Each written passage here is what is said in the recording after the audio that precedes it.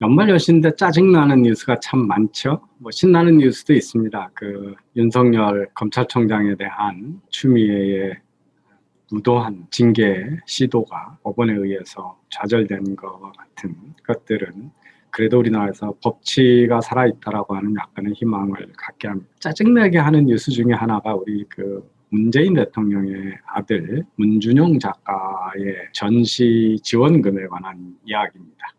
오늘 제가 말씀드리는 주제는 이 문준용 작가님의 해괴한 회계라고 하는 제목으로 말씀드리도록 하겠습니다. 서울시가 코로나 바이러스에서 어려운 작가들 예술활동을 도와준다라고 하는 지원금을 줬는가 봅니다. 그거에 대해서 1,400만 원을 받아먹었다는 것이 이제 언론에 보도가 되고 여기서 여러 가지 비난이 쏟아졌습니다. 이렇게 되니까 이 문준용 씨가 착각하는 것 같은데 코로나 지원금 1,400만 원이란 작가에게 수익으로 주는 돈이 아니라 작가가 전시 작품 제작에 사용하는 돈입니다. 문화재단이 관리하고요. 코로나로 피해 입은 예술산업 전반에 지원금이 돌아가게 하는 것입니다. 멈춰버린 산업을 장려하는 것이기도 하고요.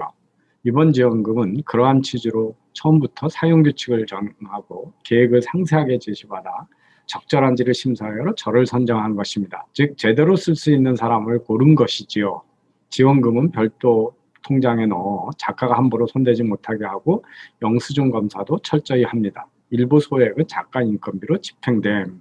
일부 소액이 얼마인지는 밝히지 않은데 이렇게 페이스북 글을 올려서 여러분들이 비판을 했습니다. 저는 첫 번째 코로나 바이러스를 잡겠다고 난리를 치면서 공공 전시를 하는 지원금을 준다라고 하는 정책이 얼마나 어이없는 정책인가. 대부분 다른 나라에서 코로나 바이러스의 감염을 막기 위해서 사람이 모이는 것을 막고 있죠. 서울시는 지금 5명 이상은 땅도 가지 말라고 그러고, 저는 최근에 휴가를 가려고 그랬더니 제주도 숙박업소에서 5명 이상은 입실이 안 되니까 그런 거 주의하라. 이런 정책이 정말 과학적으로 의미가 있는 건가? 많은 사람들이 모이는 거에 대해서 그것을 억제하면서 감염을 줄이려고 하는 노력을 시도합니다. 그렇지만 일본에서도 초기에 집단 감염이 일어난 게 이렇게 전시 장소에서 미술관이나 전시회에서 많이 있었거든요. 근데 전시를 하라고 하는 거하고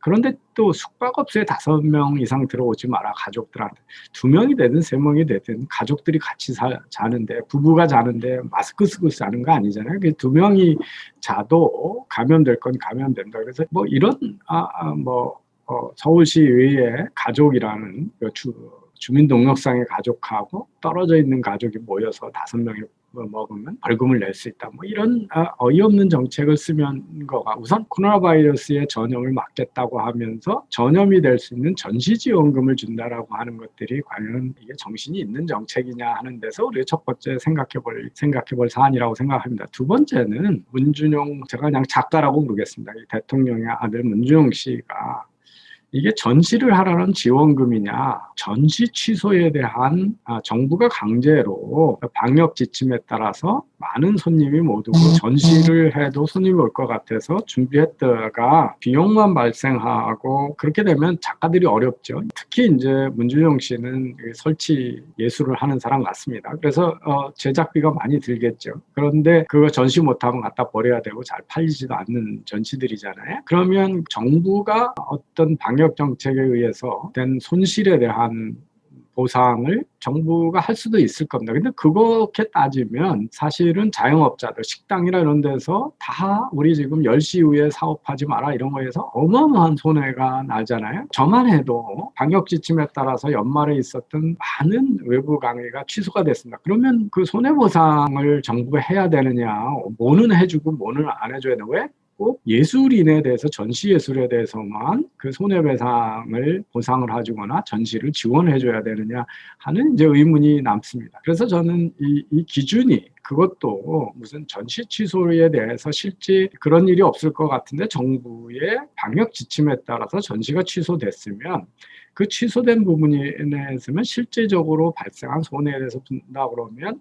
무슨 선발 기준이 지금처럼 인위적으로 전시를 하라고 주는 게 아니라 전시 취소에 대한 손해배상을 하는 게 맞다, 이렇게 생각이 됩니다. 세 번째는 지원금을 왜 양보를 안 했냐, 어려운 사람도 있는데, 이런 얘기는 그냥 더 높은 도덕성, 대통령의 아들이니까 더 높은 도덕성을 가져야 된다라고 하는 다른 도덕적 기준인 것 같습니다. 그래서 이걸 가지고 뭐 이걸 받았으니까, 있는 제도를 통해서 받았으니까 어려운 사람들한테 양보하지 않았냐 이렇게 얘기하는 거는 뭐 저는 그렇게 높은 윤리적 잣대를 반드시 우리가 요구해야 되느냐, 그 점에 대해서는 조금 그 비판이 그렇게 올바른 비판인가 반치는 저는 뭐 그렇게 동의하지는 않습니다. 뭐 이 엄정한 선발이라고 하는 것은 본인이 얘기할 수 있는 입장은 아닌 것 같습니다. 엄정하게 됐는지 안 됐는지는. 근데 이제 대통령의 아들이라는 걸 알고 있으면 엄정하게 선발되지 않았을 가능성이 있고, 이게 바로 이해상충 컨플릭트 오브 인터레스트이기 때문에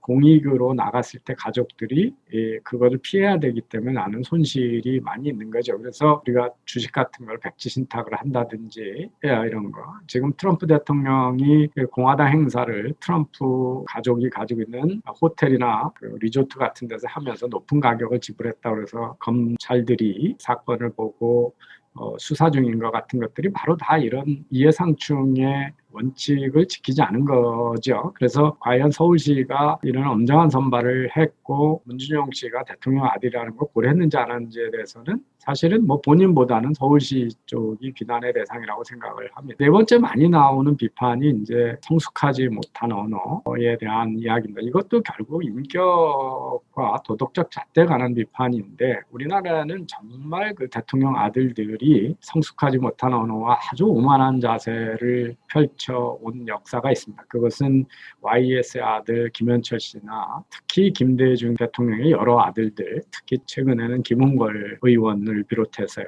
저는 그 노무현 대통령의 아들이 본인이 뇌물 받다가 가족들이 수사받다가 아버지가 돌아가셨는데 보수권을 향해서 또 MB 대통령에 대해서 훈계하는 이런 것들에 대해서 정말 여러 번 비판해 왔고, 그런데 저는 문준용 씨가 문재인 대통령 아들만 다른 대통령 아들보다 더 성숙한 인간이어야 된다라고 하는 요구를 기대하지는 않습니다. 그리고 반드시 아버지가 대통령에 맞게 아들들이 다 아버지의 지위에 맞게 아들들이 그거에 따라서 자식들이 가족들이 행동해야 된다는 것도 저는 그런 요구와 기대를 하는 거가 과연 우리 수준에 맞는 건지, 또 그러면 좋겠지만 그런 요구를 하는 것이 바람직한 건지에 대해서도 전 잘 모르겠습니다. 어차피 문준용은 문준용이고 문재인은 문재인이기 때문에 아버지가 대통령이니까 아들들도 다 그 수준에 맞아서 성숙한 인간이 돼야 된다. 이런 것들은 저는 자유주의 사상하고는 그렇게 맞지 않는다고 생각을 합니다. 근데 제가 오늘 진짜 비판하고 싶은 것은 자기가 가져가지 않는, 그러니까 소위 소액의 인건비를 제하고는 스스로 가져가지 못하니 작가의 수익이 아니라 작품 제작에 쓰이는 돈이라서 정당한 돈이라는 주장입니다. 이게 아주 회개한 주장이라는 겁니다. 자, 제가 전물을 전시하기 위해서 제작을 했어요. 근데 보조금을 주지 않았으면 어떻게 됐을까요? 그 돈은 내가 갚아야 되는 거죠. 왜냐하면 하청업체들한테 시켜서 제작을 만들었기 때문에. 그래서 서울시가 준 돈, 세금의 돈이 없었으면 자신의 돈으로 지불했어야 되는 거기 때문에 자신이 수혜를 받은 거죠.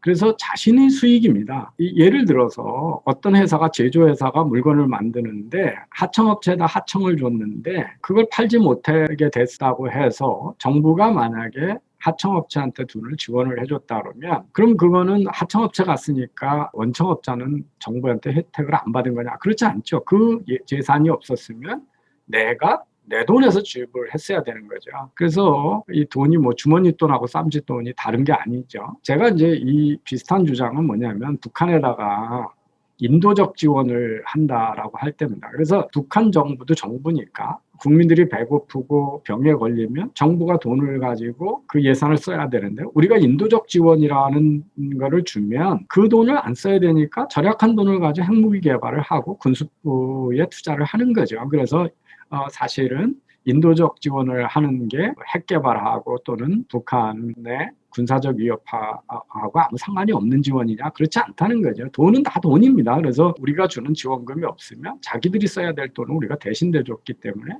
여유가 생겨서 그 돈을 가지고 핵무기도 개발하고 그러는 거죠. 이와 똑같은 논리입니다. 그래서 제작하는 하청한 업자들한테 가는 돈이니까 내가 받은 거 아니다. 이 얘기는 터무니없는 거죠. 자기가 하청을 해서 제작을 했기 때문에 정부가 예산으로 지원을 안 했으면 내 돈을 가져줬어야 되는 돈이기 때문에 본인이 지원을 받은 거 맞다 하는 겁니다. 그래서 이거는 정말 터무니없는 회계고 말도 안 되는 변명이다. 그래서 뭐 저는 성숙한 대통령의 자식들을 잘 보지를 못해 왔기 때문에 문재인 대통령의 아들만 갑자기 국민들 수준에 맞게끔 성숙한 인간이고 언어를 성숙하게 써야 되고 그리고 더 어려운 사람들한테 지원금을 양보했어야 되는 노블리제 오블리제를 실행할 수 있는 고매한 인격자라고 하는 기대는 저는 하지 않습니다. 문준영 씨만 그렇게 높은 인격을 가지고 있으라고 하는 법도 없고요. 그렇지 않은 사람이라는 건 우리 여러 번 봤기 때문에 저는 그거는 뭐 개인의 도덕성과 인격의 문제이기 때문에 그런 비판은 할 생각이 없습니다. 하지만 이 변명치고는 정말 말도 안 되는 이야기를 했다라고 하는 말씀을 드리겠습니다. 그래서 정부 돈 받아서 먹은 거 맞다. 그러니까 그렇게 회계상으로 당신이 지원받은 거 맞은 거고 지원 안 받았으면 네 돈으로 갚았어야 되는 거기 때문에 지원받은 돈이기 때문에 엉뚱한 소리 하지 마라. 그건 회계적으로 당신이 100% 지원받은 거 맞고 그만큼 당신의 부는 늘어난 거다. 세금에서 지원받은 거 맞다. 이야기를 다시 한번 말씀드리겠습니다. 그래서 결론, 문유정 작가님 그 돈은 온전히 본인의 수혜금이고 세금으로 당신은 경제활동을 하고 있는 것입니다. 감사합니다.